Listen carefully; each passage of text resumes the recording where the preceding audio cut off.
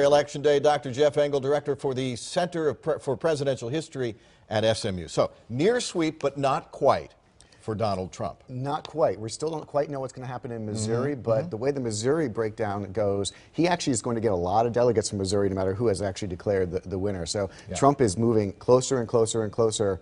Not quite to getting over the hump, but close to it. So John Kasich, as expected, wins his home state of Ohio. He's the governor there, as he had to remind people, I'm not the former governor, I'm still the governor there.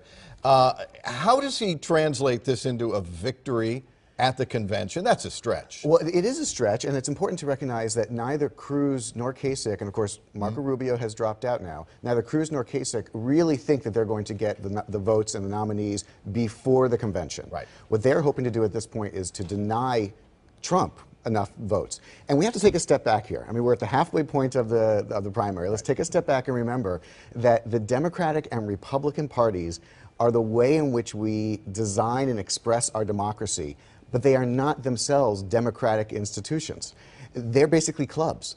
They are not required to go by one vote, one person. Right. So at the convention, if there is not one full, clear winner, that is Donald Trump at this point, if he doesn't get the majority, it goes to an open ballot.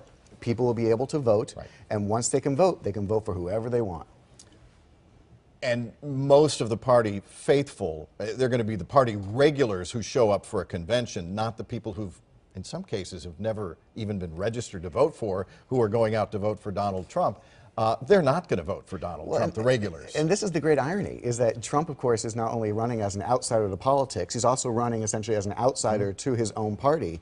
Well, the convention is run by people who are on the inside of the party. So again, I think what Cruz and Rubio are really hoping for, excuse me, Cruz and Kasich are really hoping for at this point is a complete breakdown. Nobody gets a clear victory at the first ballot, and after the first ballot, then we can start seeing deals being made, and we can start seeing a real brokered convention, and all bets are off. Marco Rubio was elected on the strength of the Tea Party, then became the establishment insider candidate, and frankly, was fizzled. Just was nobody's candidate. He had a wonderful line last night in the midst of his surrender speech, which was that nobody saw this coming. Well, and I think the reason is because Rubio had really set himself up not only as the establishment, but really as a pollstered candidate. That he knew the exact lines he was supposed to say at the exact moment, but all the data was wrong for this year. So he would have been really good running perhaps 4 years ago. Really quickly, New York Times today in a kind of an analysis piece says Donald Trump and Hillary Clinton are winning votes but not hearts.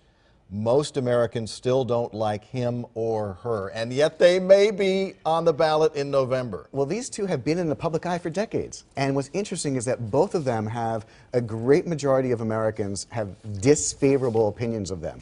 But let me go inside the data last night from the exit polls to pull out one important thing.